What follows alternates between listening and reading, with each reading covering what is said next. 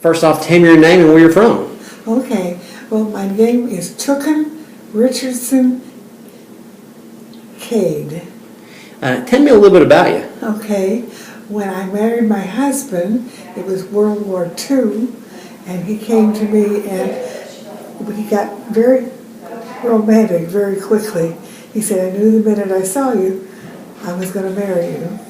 But he said, I thought I could wait and ask you, but I've been transferred from Detroit, Michigan, where I lived, and he said, I got to get you while I got you. And y'all got married? Well, we couldn't get married because the service that he was serving in the Navy wouldn't let him do that until he got his commission.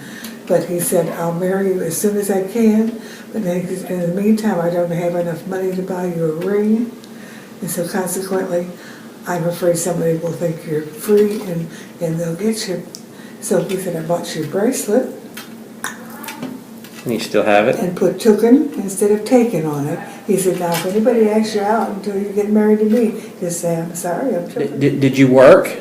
Well, I didn't work until my fourth son went off to college, and then I was afraid there was just going to be this big hole in my life because I had 4 children, 4 boy children, and the little one graduated from Darlington, and so I became a volunteer at Floyd Medical Center. We started an organization, and I was one of the 50 people. It was the beginning of it, and I was with it all my life from then on. And in 10 years, the lady that was in charge of us was retired, and they gave me the job. So for 10 years, I was a volunteer, and then for another 10 years, I was a worker and just working with the volunteers. What did you enjoy about that? What did you enjoy about that? Oh, I love the people. We had the nicest people that were volunteers.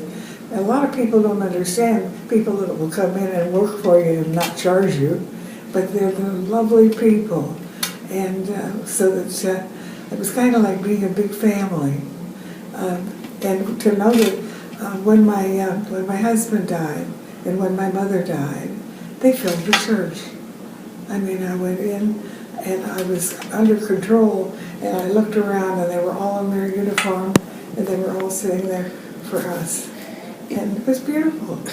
In your life, what is the biggest change in society that you've seen? Golly, I think when the drugs filtered in, it changed everything. And I was awfully glad that my children didn't have to face that. And every one of them turned out very, very well, and they're just wonderful kids. And you've lived in assisted living now for how long? About a year and a half. What have you enjoyed about it? Go home. The doctor said, I don't want you to go home. I want you to go where there is someone to look after you. And so this was the perfect place.